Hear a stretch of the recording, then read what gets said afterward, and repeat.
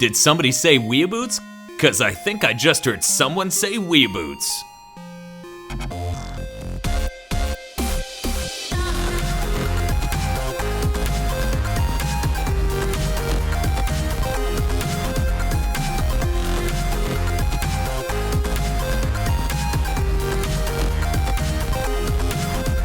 Hello and welcome to another episode of the WeeaBoots podcast, the anime review podcast from GigaBoots.com. I'm your host, Dan Video Games, and with me is Jay. Holy crap, we're still doing it. You were serious about this. Yes, this is for real from HailZeon.com. Or Yep. from HailZeon. Yep. There we go. And Bob. Hey, I'm here again. Yeah. And from GigaBoots. Oh, okay. Yeah, okay. I was just curious. like, we just I'll let get this eventually. We have faith in you, Bob. You'll figure this out. This room stinks of non-YouTuber. Then it All just right, starts that's the playing title screen for this guy at 5. Okay, here we go. Oh God. Here's my review. Opens box. Man, we're doing another one of these. Yeah, I feel like I was just here yesterday. Weird, yeah. It's funny how much time can feel compressed when you're really working on stuff. But yeah, last week we reviewed as One Punch Man. Never had to say, come on. Sorry, I already forgot. It's been such a long You're in charge time. of this fucking podcast. You should know what the hell we did. I should. Look, I just had an emotional roller coaster as I sold a new 3DS XL to fucking Eric. Oh, my heart aches. In any case, today we're here to review, as we said last time, Mobile Suit Gundam Iron-Blooded Orphans. Have you guys watched any anime since last time? No. Okay, just checking. Well, this one. Maybe next week. I watched Arrow. I was sad that No, like, fuck you. It is not. I wish I went back and watched more of a few animes we reviewed for the show, like Ninja Assassination.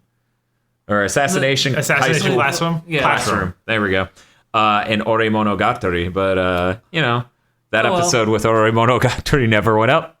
Oh, well, that's because Dan lost it. Not a big deal. It's fine. It's fine. fine. All fine. Yeah. Look, man, that's when WeeaBoots was temporarily canceled. Yeah. Now it's back. That episode isn't, and that's okay. Yeah. It's just lost to the sands of time. Who gives a fuck? And no one cares. Yeah. No one cares at all. But hey, today we're here to talk about Mobile Suit Gundam Iron-Blooded Orphans. It's an anime TV series. Yes, it is. From Japan? From Japan. It is. Oh my god. Yeah. It's not Inspector Gadget, so it's anime from Japan. Yes. As opposed to anime from France? Yep. So hey, Bob. Hey. Who makes Gundam? Sunrise makes Gundam. Whoa, okay. Crazy. Yeah. They've kind of been doing it for 35 years. Is that all? Is it actually the anniversary this year? Actually, I think last year was, because that's when Reconquista and G came out, and that was supposed to be the 35th anniversary. Well, hopefully, at some point, they'll get used to making Gundam and really understand what it's about and make a better Gundam. But, it takes a while for anyone to warm up to a format. In any case, the original creator is Hajime Yatate. Whoa. But that's Okay. just a... But, that's a pseudonym. Okay, I was about to say, did Bob please tell me Bob wrote down that's a pseudonym for, their entire writing staff, except for, their core team. And then, And Yeah, then Tomino. Yeah, Tomino Yoshiyuki Tomino is the actual creator original creator, but is not associated with this at all. Not this one. He wrote Reconquista and G, which is the first series he had written since Turn A Gundam. I see. Yeah. We got some directors. Yeah. Ooh. Oh, shit, this guy did Toradora? Yeah. Yeah, in any case, spoilers, Jay. Oh my god. Oh, my bad. The director is Tatsuyuki Nagai. He directed Anohana, The Flower We Saw That Day, Toradora, and a certain scientific railgun. Are you trying to ear molest our audience? Hello, and welcome to The Archaeologist, The Founding Principles. I'm your host, Daniel Sean Melvin. Wow, that's obscure as fuck because you can't even listen to that podcast anymore. Yeah, that is the most esoteric thing I think you've said in anything. Yeah, probably. And I don't give a fuck. They can Google that shit and also see that they cannot listen to that podcast anymore. Have I mentioned that I kind of want to talk to the guy who hosted that and be like, hey, give me the files. You still have them, right? I want to listen to that. I threw Anohana on there because I was like, hey, Jeff really likes this one. For some reason, I was just like, yeah, so we know this. Wait, no, that's just Jeff. Yeah. Yeah, just Jeff. Who isn't with us anymore. Past that. He's dead to us. God rest his soul. Actually, no, we haven't even told him we're recording these again. Oh, I figured. Just because of the drop off at the end of last time. Yeah. I figure it'll go a week by week basis of this is what we're watching next episode. This is when we're recording it. Join us if you can. Yeah. So hey, we got some characters here. There are, in fact, one might say, too goddamn many characters. Yeah, there are a lot. Okay, so this is a Gundam series, and for those who aren't familiar with Gundam, it's war politics, sci-fi, space opera bullshit, and teenage angst. Oh, and giant ass robots. Of course.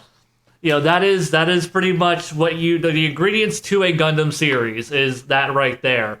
So yeah, and then let's talk about what the core of this one is. Okay, so Iron-Blooded Orphans is about a PMC on Mars that is all child soldiers.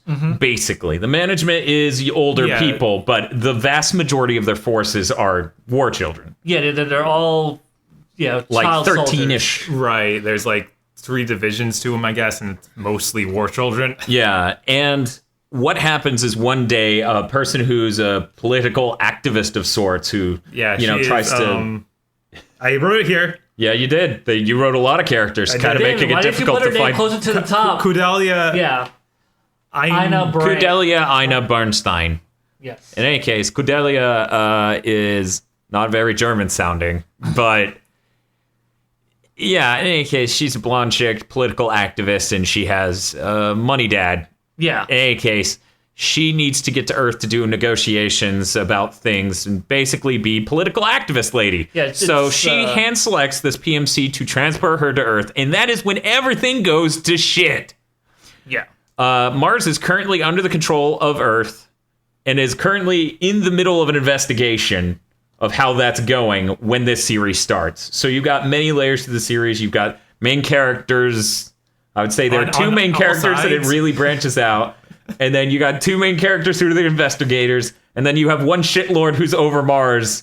And then the Gjalhorn, which is the military forces on Mars that he sends to go fuck up the main military force, which at the beginning of the series is called CGS. CGS is the name of the PMC with the child soldiers. Yeah, I think the Gjalhorn is the overall name of the military forces of Earth. Yeah, that's just the entire military branch. Okay. Yeah, so that includes both Mars and Earth. Okay. And I find it great because Destiny's like one of their most OP weapons is Gjalhorn. Gjalhorn. Yeah. Look, man, we're all pulling from the same lore and naming things. Right. We can't. Fuck it. And when we redo Watch, I may call the thing Gjalhorn. Fuck it. Fuck everything.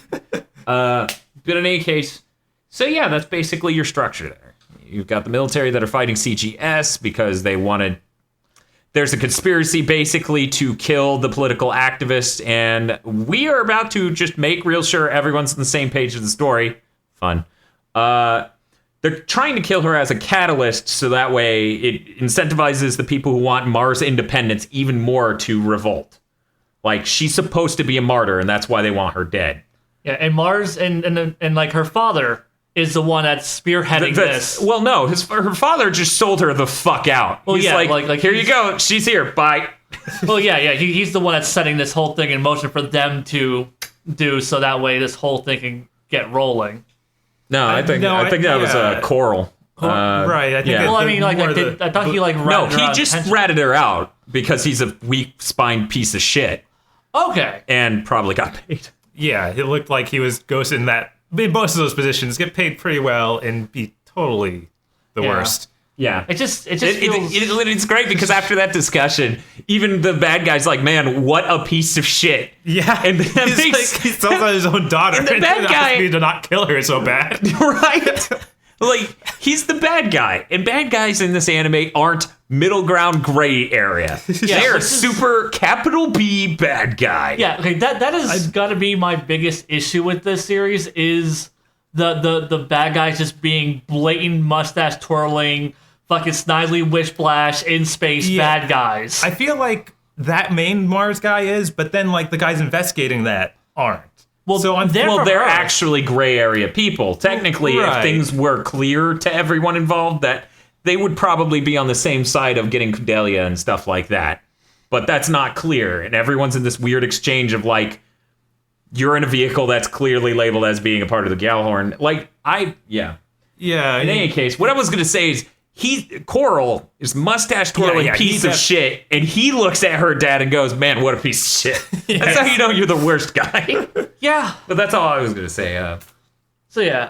If you guys want to go into the mustache twirling, like there are people who betray people, there are people who just totally fucking throw people under the bus in order to make it out with their own skin, and every single person who does it in the first 4 episodes, because like usual in the WeeaBoots podcast, we watch at least 4 episodes, At least 18 episodes. at least 18 episodes before we do our preview. We are thorough. No, The series ended 3 weeks ago, but it's fine. We can keep doing a preview it's now. Fine. It's fine. I've been staring at the last episode 5 weeks straight.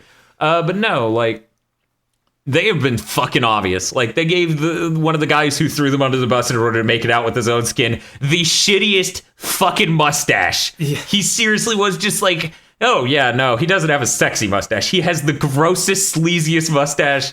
Like, Yeah. really thin, greasy pencil mustache. And he's just like, oh, you fucking kids. Ugh. And Yeah. I'm like, damn, Snidely Whiplash. yeah. Fuck. It does do that. And I think that it's at least we do get some characters that aren't that like on the opposing army, like when the commander of the enemy forces that's actually attacking them finds Right, out the he's troop. fighting he's fighting child soldiers. He just has like some moral crisis. Yeah. And yeah, I think that's Okay. at least there is still some of the old Gundam in there. Yeah. Okay. So I guess we should since Gundam is a very really large franchise. First off, this series completely standalone. You don't have to see any previous Gundams to see this one because there's you have the core universe installments and then you have the alternate universe ones that are usually a standalone series. So for those that are wondering, this is a standalone one. It is not a part of the Universal Century. Yeah. We all know that the only thing that's really core to the series is G Gundam. Is G Gundam. That's what everything splits off from. Idiots. So okay, and since it's such a long franchise, I guess we should go into which Gundams we have seen and how this stacks up to them. Let's first start off. with Bob. Bob.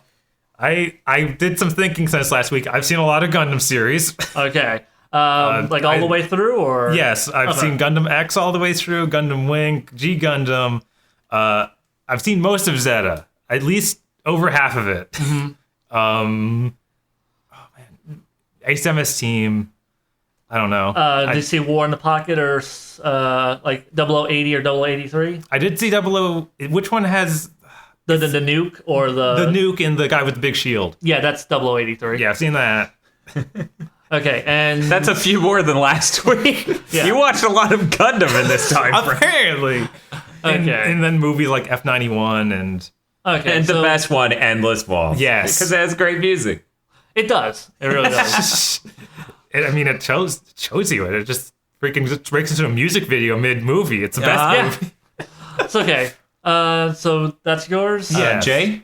Okay, for me, a lot of people We started can off with- shorten this list by saying how many of the ones he just listed have you not seen? I haven't seen Gundam X. Okay. I figured. Everything else that he just listed, I've seen. I've Okay. also seen Char's Counterattack.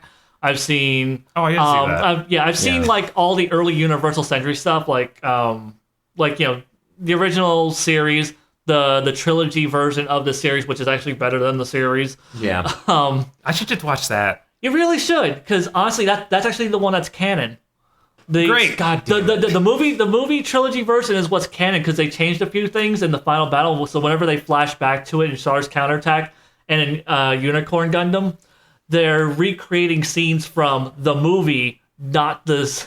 Yeah, Okay. yeah, because they swapped out some mechs and some vehicles or some planes. So Okay, but what else? Oh yeah. Let's see. I watched a pretty decent chunk of Reconquista in G, which was a clusterfuck, and I've watched about a third of Turn A Gundam, and yeah, that's about. I think that covers all of my Gundam. Pretty much like everything he's watched, and then what I just said. Okay, I've seen all of G Gundam, probably. Yeah, I mean, And I saw 3 episodes of the Gundam Wing series and a lot of my girlfriend's boobs. Does that? No? Okay, so... That doesn't do much. No, that doesn't do anything for you? I can't round that up to all of it? Damn. Okay. Then how about this? I saw Endless Waltz. Okay. And I've spent a lot of time playing Gundam games like Gundam Battle Assaults and Gundam Warriors. Yeah, but it's like Gundam Warriors will pretty much fill you in on a lot of the universes. A lot of it, yeah. That's pretty much. And honestly, I feel a lot of properties are best consumed through a video game that, like, here's your plot, kind of. now go slaughter 1 billion Chinese robots. Yeah. G-Gundam converted perfectly. Okay, so this one's a bit different. So the tone is pretty serious, except for when it really jumps into hyper anime love triangle senpai. Yeah, thing. Jesus Christ, that is like so jarring. Thank God. Okay. Thank God, because me and so I watched the anime for WeeaBoots a lot of the times with my girlfriend Tosh. Me and Tosh, once that kicked in once, I'm like, I want out. Yeah. That is really what's breaking this series for me. It's really this forced ass, completely unnatural love triangle thing with emotionless McGee. Yeah, Jesus Christ. Like, I hate the fucking bland milquetoast fucking protagonist. Like, he's fucking Kirito. He's another fucking just bland, like, I'm a super badass, but like, no personality. Here's the thing, though. If you didn't have the weird love triangle, it would sort of work because he's supposed to be a deadened child soldier. Oh, yeah. He's the most indicative of what that's actually like. Oh, yeah. Like, I'm totally cool with that. It's just the fact that he has, like the women who are, like, blushing around him and, you know, flirting with him. No shit, audience. No shit. Twice in the same episode, Kudelia says, man, Mikazuki is so sugoi.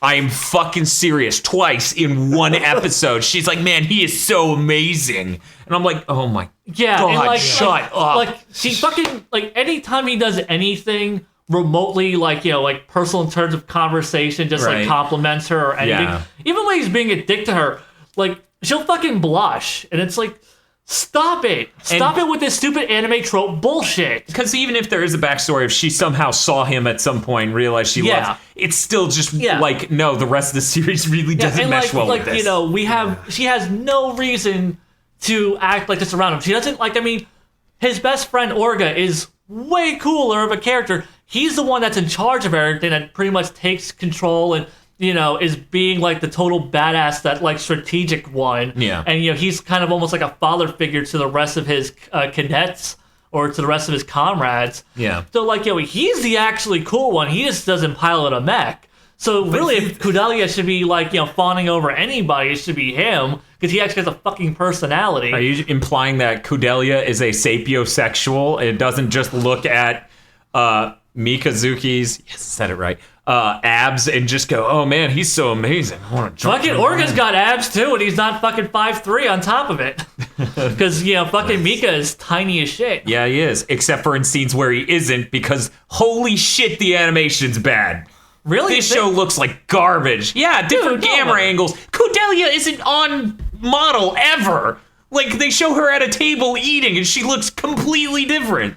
They show her in a scene with Mika, and he's fucking as tall as her. It makes no sense, scene to scene. I'm like, this is such an ugly-ass Gundam. Like, I'm sure there's uglier, but fucking A, man. Maybe you two just had, like, years of seed and other garbage to just lower your standards, and you're like, this isn't the worst Gundam I've seen. Okay, Bob, did you notice the animation inconsistencies? Because I didn't really. I didn't see that many inconsistencies. Yeah, like, there's a ton of staying on model problems. There's a ton of, like, Kudelia, you know, Dragon Ball Super, when it drops, like, Goku and fucking Beers to shit-ass quality, like, they have thin eye. It did that. Fucking A, man. Like, this was really... I wasn't even there to nitpick. I was just like, why is she as tall as him? What is with this scene? What is... I did notice they got a little weird with Kudelia, is like they couldn't figure out what her hips were doing sometimes. Or like, her boobs, or like she her... her hair's the most on-model thing ever. Yeah, her hair So is... as long as you concentrate on that... See, maybe that's what I was... Maybe that is for me, because, like, I don't remember Kudelia's face being off model, but, like, I always remember because, like, her hair does, like, the way it frames her face, I may have just been focusing on that and more. like, everyone's got in this whole series, like, unique hair design of like, and then Orga has like this weird bang chorus from Pokemon thing of like, yeah, he's got this swooping bang. Yeah, he's got the Yu-Gi-Oh thing going. Not turned good into gold but yet, but he's like, working on it. Yeah, he's working on it. You know, you can't put him under that much pressure. But yeah, like pretty much everyone's got that going on. It was almost impressive. Like even the Earth investigators have their own color and style of hair unique to each other. Look, you have to make things incredibly exaggerated because there are 30 characters. Right. To the point of they color-coded the Earth investigators as blue and the guy in charge of Mars as red. Yeah. Yeah. I was just... Okay, anime. I know you have 30 characters. I will permit you this. I definitely didn't notice the character designs being off-model as much as you did, which is weird because, like, watching so much... Maybe Super has desensitized me. Because, man... It's broken me like painted. Dude, you don't understand how off-model Super can get sometimes. Like, the last episode I watched was fucking atrocious. In terms of, like every time it'd be, like, a close-up shot, it'd be, like, the character, like, Goku and everyone else would be, like, on model. Like, for, like, like, those keyframes. But then they would back up and, like, have, like, more than one character in a shot talking to each other. And it'd just be like, ugh, what the fuck? Was this drawn by an 8-year-old? But yeah, I know I watched a lot of this very tired, so I don't. I might have missed something. Yeah, I think I was probably because I honestly wasn't watching it with the intent of doing a review because I started watching it before we even said we would. That's true. Yeah. So I wasn't being extra careful to look at to note things and stuff like that. And because the series is so dialogue heavy and it's a political drama, you're often reading the subtitles. Yeah, I was really focused on the subtitles. So yeah, that probably really they can really get around things with that. Yeah, so imagine if this was English dub, maybe I'd pick up a hell of a lot more on that. But I will say one thing. Yeah, the mech designs look fucking fantastic. They're definitely the best I've seen in a long time. Like I really do like the style of the mechs. They definitely aren't going for like the hyper realistic thing. Yeah, because Gundam kind of abandoned that a long time ago. But yeah, it's definitely like the most visually interesting, especially the Gundam itself. It's really different from what we've seen in past Gundams, and like the fact that it's hand-drawn mechs, I really like. The fact that there's no CGI. Yeah, it doesn't have that jarring cut that some. See, that's the thing I actually didn't even note because once again, I haven't seen a Gundam series in a really long time, so I haven't seen CG Gundams in anime. Yeah, you haven't seen. So I have. They reserved them pretty much for the OVAs. Did 00 have CGI mechs? I don't think they did. I only saw like one episode. I don't remember. Okay. Because I know Reconquista and G didn't, but I do know that Unicorn and Origins. I just know I've seen so many other like non-Gundam mech series. They're done by Sunrise even. Yeah, so many friggin' mech series will just cop out and do CGI, and the fact that they actually hand drew them, and like those are complex mech designs too. Yes, it is pretty complex. Yeah. Yeah, so like the fact that they're hand drawing all that, like I can at least applaud them for that. As for the design, though, I didn't feel anything super strong for it. I just saw the mechie pilots at the beginning, and there are the other mobile suits, and they look okay. Like I'm not wowed by them, but I'm like, okay, yeah, these aren't bad. It's distinctly out of that Seed era of man. That is way over designed. See, to me, like. They just come off as really angular and more minimalist because, because they all kind of have like that same kind of flat, manufactured look to them. So you never get anything like as iconic looking as like a Zaku or or like a Tallhees. Like you never get like anything that right now. Because the tone of the series isn't. Yeah, and I understand that. That's sort of the thing. It's like it fits in with everything else, so it wasn't outstanding or weird. I think we're going to start seeing more mechs if we watch like another episode or two. I accidentally read some spoilers while I was getting our list for stuff. Yeah, the next episode preview actually had them going into space, so I was just like, oh shit, we're actually going to go into space in this space opera. Last week I brought up how One Punch Man has a great sense of pacing, and you never have that feeling of I want the thing this episode's about to fucking happen. This has the exact opposite. There are so many redundant conversations. There are so many meaningless conversations. I already mentioned she's like, oh man, Mika's so amazing. They really need the viewer to know that. But there are also conversations where it's like, we get it, you're going to betray them.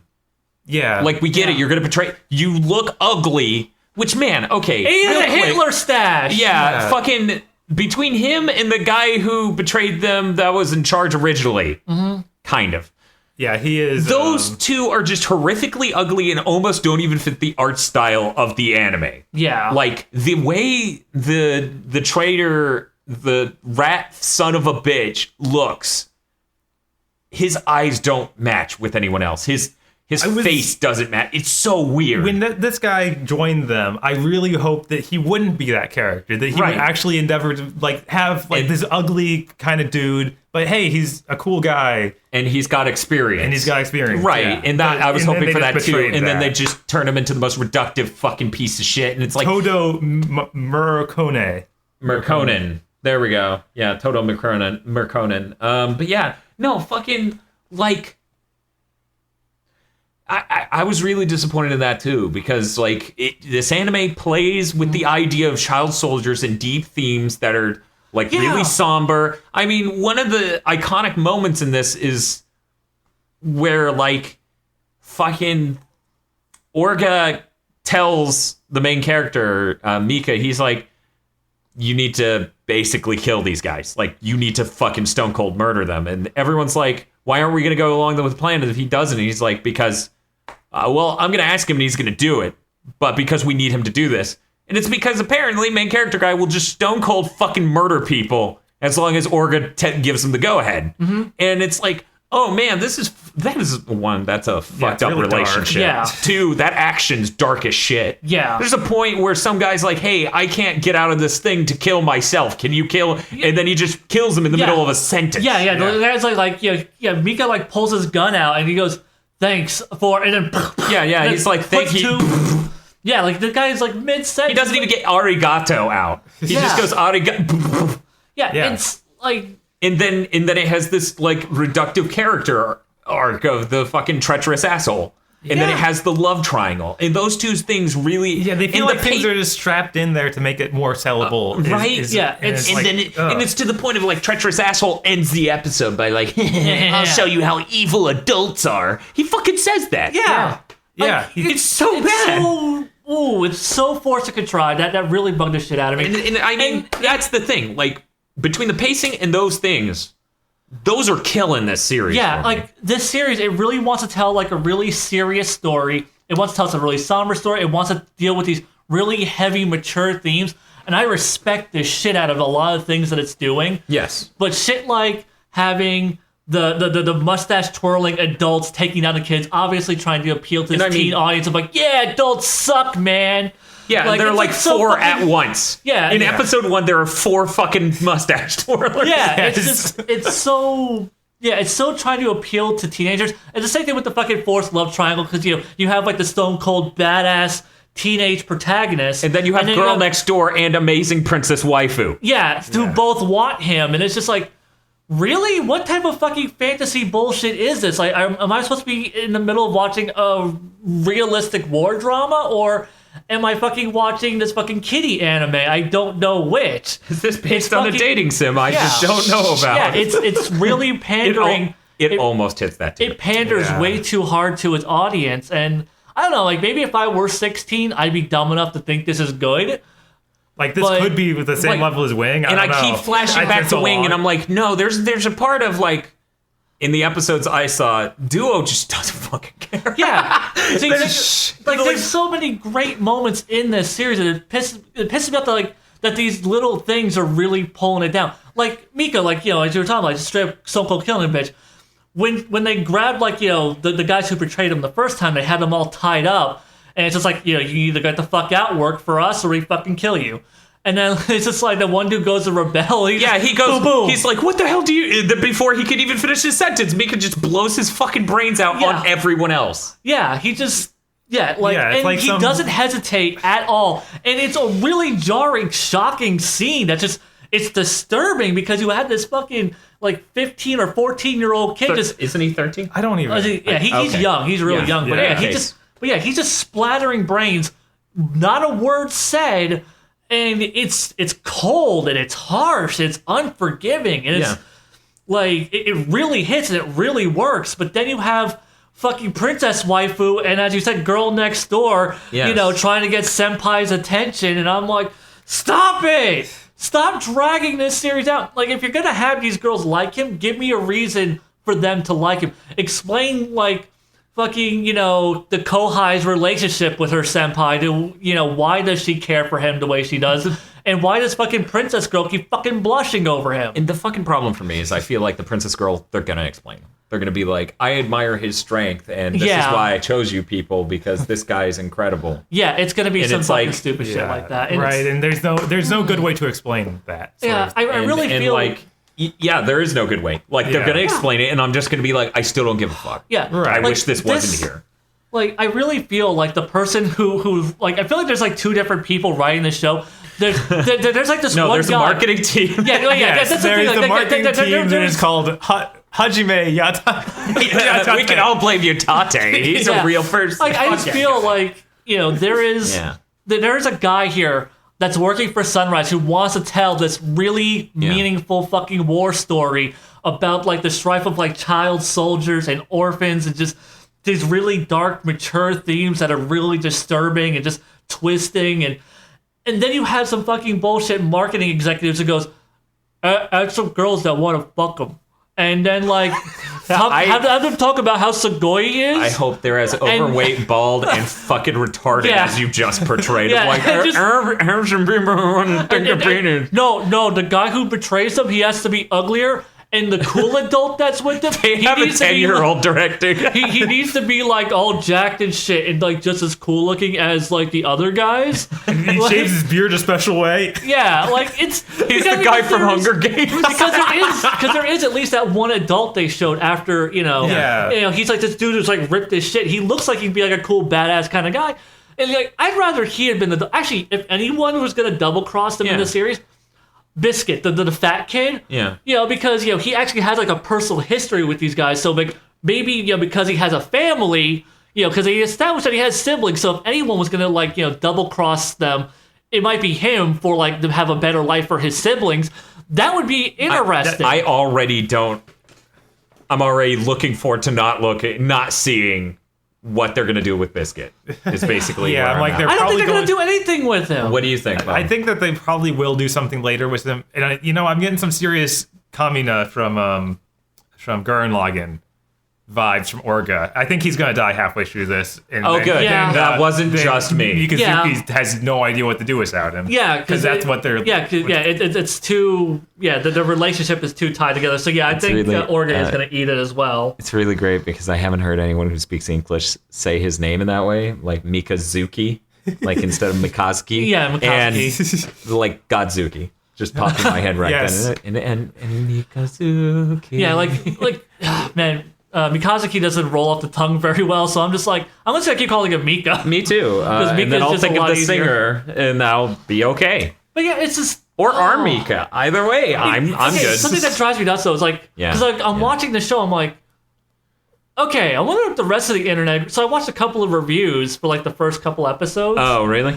Yeah, and people are really liking this show. Fucking A. Yeah, people are really, really liking this show, and they're like, "Oh man, it's like one of like the best shows I've seen this season. It's a really good Gundam, blah blah blah." And I'm like, and thing is, so Okay, like, Jay, let me frame this is- for you. This is one of the best things I've seen this season. I'm not saying it's great. I'm saying this season's garbage. And he said this before. He said this before, and that horrifies me to no end. Okay, because but we're the thing is, only though, we have se- One Punch Man at We're least. what? Oh, yeah, yeah. Yeah, no, that's the best. Yeah, that's- And then this is second place. Look forward to the next 7 weeks, fucker. Wow. Okay. Oh God. I couldn't make it past episode 2 of most of the other shows I tried to watch. Jesus Christ. I hope it's his personal taste. I really hope it's just his personal taste. Right. Okay. So. We'll find that out next Oh week. man. Of course, I haven't seen this- this 7 Deadly Sins we talked about doing. Yeah. That might be good. Okay. So. That's the Netflix. That's the anime, Netflix right? one. Okay. But yeah, this really feels like a much shittier version of 8th MS Team.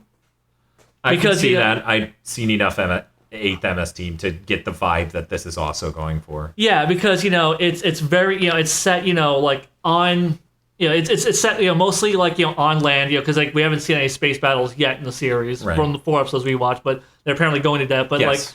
like it's very rural environments ragtag team, very motley crew of soldiers, fighting it out and just really dirty, nasty environments. And it's just, like darker themes overall. And like I definitely get that same vibe from this series, except this series goes way darker, but then it has all this stupid contrived bullshit. Like, what was it? 8th MS Team did have, like, the only contrived thing about 8th MS Team is that it was going for a Romeo and Juliet-esque story between, the Xeon and the Federation protagonists. But, other than that, though, everything else in that series is rock solid. And, like, I love 8th MS Team. It is my favorite Gundam. And the thing, like, this one has so much potential. This one could be one of my favorites, if not my favorite, if it just didn't do the stupid shit. Also, another thing that's really bothering me is I don't feel like it's really establishing the government and like the connections between the Mars and Earth and like how their government system is structured. Because if this is going to be if this is like a really important part of the plot, is that they're trying to get independence. I feel like they might expand more on that. Like you don't want. We already info dumped a good bit. I mean, the fucking guy introduced to 20 plus characters in episode 1. Yeah. So I think that's something that just takes time for them to actually. But I mean, the fact that they're we're 4 episodes in and they still, the fact that they were able to straight up murder the people who worked for their organization, and nobody says shit. Even Kudelia. I don't even know if Kudelia is aware of this. She might not know. Yeah, so it's just like, oh, you guys changed the name of the company, and now Orga's in charge. Okay, the fact that she's like, I'm gonna fight hard too, and I'm like, no, you're not. You're gonna say words. Yeah, I just fucking Relina Peacecraft bitch. Right? Yeah, she is just the Relina Peacecraft of the series. At least peace isn't in her name. Yes. Thing is, I will say she is way less obnoxious than Relina Peacecraft, because Relina Peacecraft is all about pacifism, guys. Pacifism. Well, we just haven't gotten there yet. Yeah, hopefully never gets it. This one, she's just like, no, guys, politics, blah, blah, blah. Admittedly, she tried to sacrifice herself. Yeah, she made the serious argument of, man, more of you people are going to die without me. I'm going to go. And then the series does this thing that annoys me. And it's oddly enough not any of the things I mentioned so far, where they're like, you think one person is why all of our men got killed? And it's like, no, that one person is why all those people were firing guns at you for that one person. What? Right. I think it's some weird way of, he knows that he's going to be in battle no matter what. So it doesn't matter why the battle is.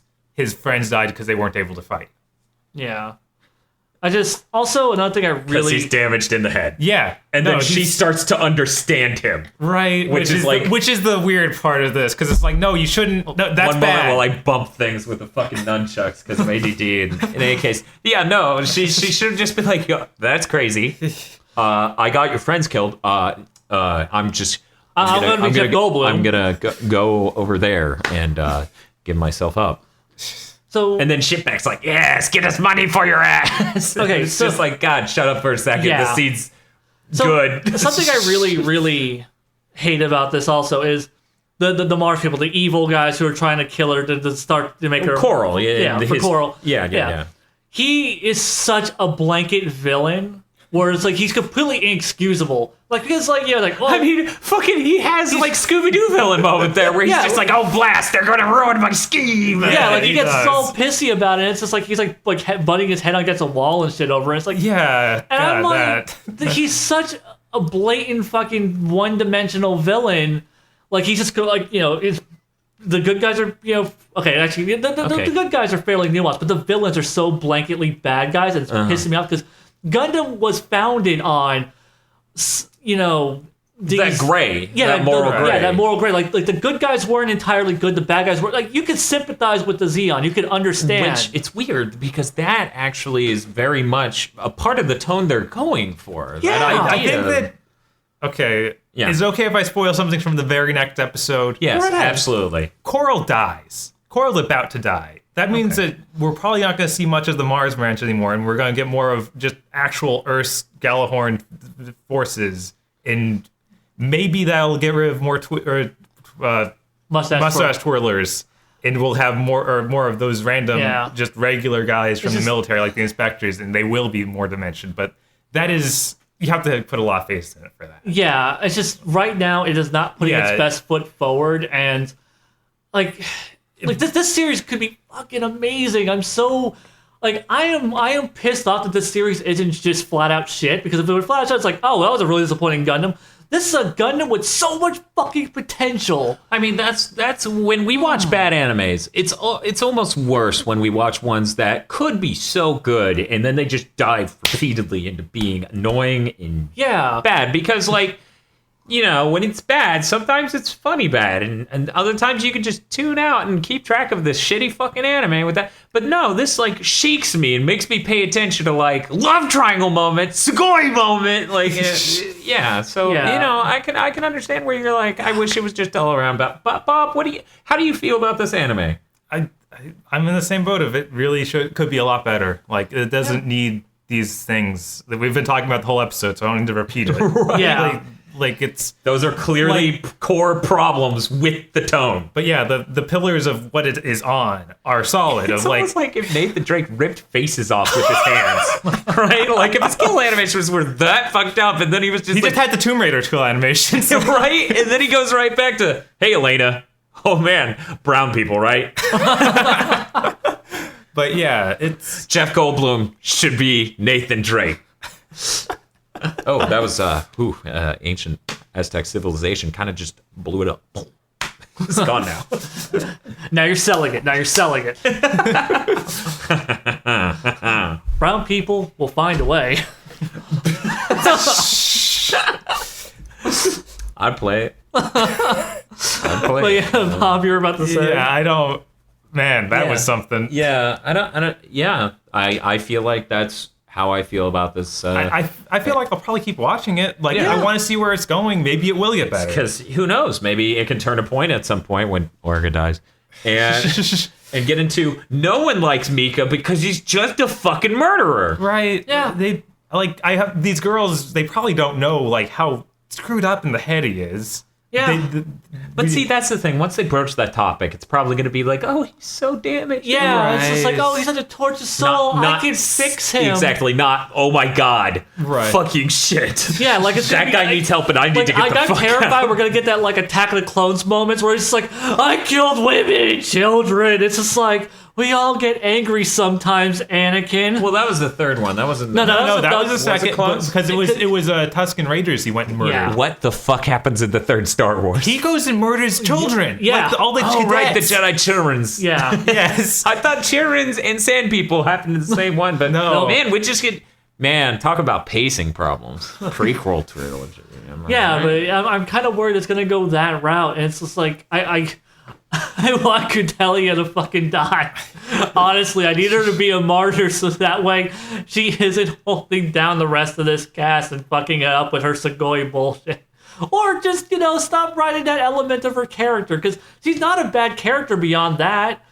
Yeah, I mean, she's a perfectly fine cares character. about human life to a huge extent and didn't realize how much politics play into human death. Yeah. And she's becoming increasingly more aware of that even in the first 4 episodes and is scared of that control. Like, she realizes her actions have repercussions that end lives, and she's more aware than ever, and she's paralyzed by that knowledge. Yeah, and that is an interesting character. Yeah, but then she is so layered and nuanced. Hand job lady, who's just like, Mika's so amazing. Yeah, like she is so layered and nuanced, and it works so well. Except for when it really fucking doesn't. Because, I mean, and there's so many great little moments, too, when he's like, hey, I want to shake your hand, and, so we're even.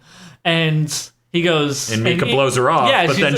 he goes like, my hands are dirty. He goes, oh, and he goes, yeah, so we're not even. And he walks off. Yeah, I was just like, damn. Like, she was like, to show that we're equals. And then he's like, my hands were dirty. That's why I didn't shake your hands, which just shows that we were never equals. And then he walks off. And it's just like, yeah, that's meaningful conversation. Yeah, and honestly, with her. Yeah, and when Mika does speak, he does have a character to him. He's not just a Hiro Yui where he's just like, this blank slate who's just gotta do the mission. Okay. I don't know if this is just me. When he went in that giant monologue that just happens at that one moment, I believe it was in the cornfield, I'm not positive. That was fucking weird. Because no moment before that did Mika have a shitload of things to say, but then he starts proselytizing and speaking the way everyone else in the series does. And it's like, no, you're damaged, kid. What? It was really weird. It just went ka-chunk, ka-chunk, and then at the end of that conversation, turned off. Yeah, I know it's in episode 4. I think it was in the cornfield. It was just really weird because it's like, you're not usually this verbose. Normally you're like, huh? Killing people? Okay. Yeah. I didn't pick up weird. on that, but I think that was like you were talking. It was almost like a Metal Gear Gear. Solid thing. Okay. Of like... Yeah, I don't remember. I don't remember it being like maybe, that. Like it is that long of a only for monologue. one exchange. Admittedly, it was a pretty long one, and it was just really strange because normally his words per sentence is around 5 Right. to 2. But instead, this one's like 14 in multiple sentences in a row. Also, another thing I really like about the series is the Gundam. It's not like, oh, he stumbled across this, amazing, powerful weapon, and he just so happens to be able to pilot it. Like mobile suits are like, it's just an old junk Gundam that they found that they were repairing, that they were planning on selling. Yeah, they're going to sell it for like parts or just for money or whatever. And then they're like, oh shit, we're getting attacked. And the reason Mika can even friggin' pilot it is that he has these things embedded in it, which I thought was a really cool idea, that it kind of links them directly into let's their talk about mechs. that. So these children, as they're growing up, because it can't be done on adults, they have fucking surgery done on them to basically make a funnel in their fucking spine, the bumps on the spine. And it makes it so that way they can interface with mechs more directly via nanomachine injection that causes a neural connection with the machine so they can sense it better and do, not optimal. I mean, that's the word for it, but I need to use retinal projections to give them field of view of the machine and all sorts of info they wouldn't have otherwise. Mika has 3 of those surgeries done, and the occurrence rate of death on that surgery is like 40%, they say. Yeah. So he did that 3 fucking times, so no wonder he's like the best pilot. Yeah. But then at the same time, he just starts hemorrhaging and bleeding out of his nose the first time he does it. Yeah. Like in this, because he's hooking up to a Gundam. Right. Which apparently, 1, is why that system was invented, but 2... is a much higher sensor readout and all sorts of other things than the machines he's used to working with, which is why he starts hemorrhaging. Yeah, and like it's a great sci-fi element. Yes. It really contextualizes. It gives you like a good reason for like why he's such a badass in this mobile suit and why he's taking out these professional, high-grade soldiers in their more modern mechs. Right, and it also feeds back into the... This guy's got some sort of weird problem if you chose the surgery 3 times. Yeah, the perversion of like children as literal weapons and tools and like dehumanization of these child soldiers. Like it does that. It does the thing Bob was talking about. It is a good element. Yeah, it is a fantastic element. It's just, there's so much good in this fucking series, and it's fucking weighed down by so much bad. I'm so fucking angry. You should really watch The Walking Dead. You really should. But I gotta let you know. Once an episode, a man's gonna wander into your living room and punch you in the nuts. What? See ya. There's no way that happens. Turns on. No. Why in the first 5 seconds? Hey, I'm Todd. Hey, do I know you? No, you don't. But you're watching The Walking Dead, so. Damn it! I really don't have anything else to say in the series. I think we pretty much covered all the stuff I have to say because at this point I'm just going to be repeating myself out of frustration. Yeah, well, we haven't talked about the intro or outro. No, we haven't. You, Jay, I believe, said a comment reflecting that you like the intro song. Yeah, I enjoyed it. It's different. It has a lot of it has a good energy to it, and I'm a sucker for kind of crappy English. Okay. It does have a lot of that. Yeah, I fucking hate this intro. fair enough. I can see they why. played the first time over the outro, like is common in a lot of animes. On episode 1, they just played over the outro, and I was like, man, this outro theme sucks because I forgot that. Then the next episode starts and it's the intro, and I'm like, oh shit, I gotta hear it again while watching an intro because I need to know what the intro fucking looks like. And then the outro song's so forgettable, I already forgot it, and I was watching that earlier today. Anybody? It's another one of those calm songs. I kind of like it. Yeah. but it doesn't stand out. It's not something I just. Is it the outro or the intro? I believe it's the outro that does the digital zoom to the extreme, pans across this large drawing. Yeah, that looks so bad. It looks terrible. It looks terrible, and then it zooms out, and it's like, well, that's why. Yeah. You zoomed in like 700% magnification on this the fucking outro. Yeah, it's Okay. a huge shot of everyone. Oh yeah, with the painting of the mech and it just and there's the people harvesting in the foreground and Kudelia, and they're just 700% zoomed in, and it just like, man, this is this cheap fucking outro, and then it zooms out and it's like, oh, well, now I know why it looks like butt, but it's still a cheap fucking outro because zooming in on anytime you just pan on a still image, it's a cheap outro. Yeah. So yeah, I don't love the intro or outro. I thought the music was really bad. I can't comment on it because At least the intro song, because I do not remember the outro song. Oh, okay. Yeah. The outro, it is one of those kind of forgettable, laid back ones, which is kind of a thing with Gundam. It's usually like really, energetic intro. What are you talking about? Wings of a Boy Who Killed Adolescence, or Tears of a Boy Who Killed Adolescence was a great outro song. That was the best outro song, along with that Ramona Catch. That was season 2 of Gundam Wing, right? No. I have to say the intro, like, I really hate the film game they put on everything. Like, it's way too heavy. It looks bad. Yeah. It just looks really bad because. Hey, Dan, gonna get into some weird stuff here. So it's like that really shitty way of putting a film grain on a thing where you're not affecting the color of it. You're just matte layering a fucking film grain. It doesn't look right at all. Like, it doesn't affect the luminance, and it changes the color in a way that just makes no fucking sense. Yeah, they just threw it on. And then it's also way too high. Like you were just saying, like, that is way too much. It's just so many layers of fuck you. And then they didn't even do anything interesting with the color grade to key into the film grain look. No. It's just film grain there. Yeah. Was it even animated during the film grain moments? It was film grain. No, it was like the whole thing. So yeah, there's some animation. Okay. I could have sworn there was like one or two. The ending might have, I think it stopped at the very end. Once it starts doing like the mech fighting, I thought it got out of the film grain. I think it still has. I think it cuts it for the last shot. Like the very end of it and the very beginning of it don't have it, but then the whole middle. But yeah, I can definitely say, like, because I remember it mostly being in the first half of it, and yeah, it did look pretty shitty. I'll also say, like, visually, it is one of the kind of crappier looking Gundam intros. Yeah. But I really dug the song because, like, I thought it had a unique sound to it. It ain't no white reflection. It is not. Yeah, nothing is. I'm in the same boat as Jay. I think the song's all right. I mean, I guess I don't like it as much as him, but I'm fine with it. It's just that the visuals for it weren't good. Normally, me and Jay can sort of sit on the same side of the debate when it comes to, like, Englishy stuff, when it's like, the people who did the theme for Zammed. Satellites. Okay, that's like the gold standard of English. Of English, yeah. I know. Yeah. Like, we just, that's great. Because it takes some deciphering to figure out that was English all along. It's like the Planet of the Apes one of songs, because it's like, oh shit, that was English all along. Yeah, I would say like Zammed and Black Lagoon are like the gold standard of English anime intros. Yeah.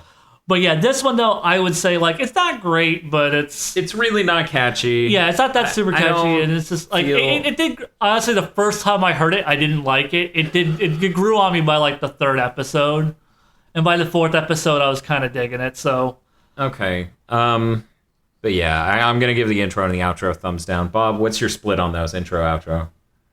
Yeah, I mean, like I said, there's some decent in there, but the visuals for both of them are bad. Yeah. I'm pretty much on par with Bob. Like, I mean, I don't think they're spectacular. They do what they need to, but I don't think they're like... Because we've seen so many shitty intros and outros. You don't have to tell me. I'm the guy who doesn't skip them. I have to deal with all the fucking people in the room every time I watch animes for this fucking show going, skip it, Dan, skip it. We both know it's bad. And I'm like, no, you watch the intros. And then I'm just like, oh yeah, I watched it like that one time. And I said, fuck this. Yep, fucking asshole. I remember that. But yeah, I am not terribly... I could not recommend this anime. I can handily say that, like, are you into mecha and Gundam and you like serious tone stuff? Like, if you're one of those 3, I still probably wouldn't recommend this to you. I would recommend 8th MS Team first because you're going to get like a very kind of similar tone. You're gonna get way better characters and a less contrived story over. Well, it's not the story that's contrived. It's Right. just there are just cliched, stupid fucking elements Yeah. holding back a fantastic fucking story and themes. Right, because the themes are good. The story's maybe not as good as the themes, I think, because like the story has been done before, definitely. Yeah. Like we founded Mars, and then Mars wants independence, and we don't want them to have that, so Yeah, but I don't we're think gonna do but Gundam- political things in order to figure it out. Yeah, no, Gundam hasn't done Yeah, it, 'cause but that I- doesn't mean larger narrative fictional stuff. Right. It's not a retreaded thing, but yeah, no, the story's not terrible. It The isn't. themes are just better than the stories. All I'm saying. Yeah. Yeah, like theming, I'd say like, theming is like 4 stars, but like, the story is like, Yeah, a little less than that. no one's gonna be like, I couldn't watch it because of the story. Unless Yeah. by the story they mean every time The love triangle. Cordelia's like, I want to suck his dick. Yeah. Dude, he's 13 and mentally damaged. This is a Forrest Gump scenario. Someone needs to stop you. Okay, so enough about raping retards.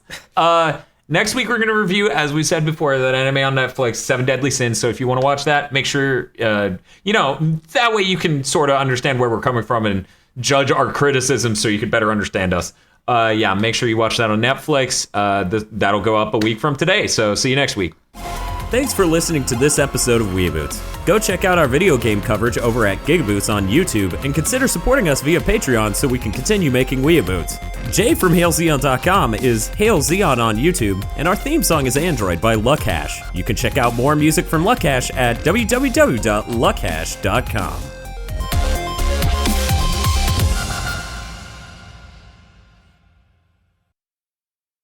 Oh, and if you could, write a review for us on iTunes. GigaBoots has been brought to you by our glorious producers, Vincent Poverk, Cywolf, and Gary Owen via our Patreon. Consider becoming a GigaBoots patron today.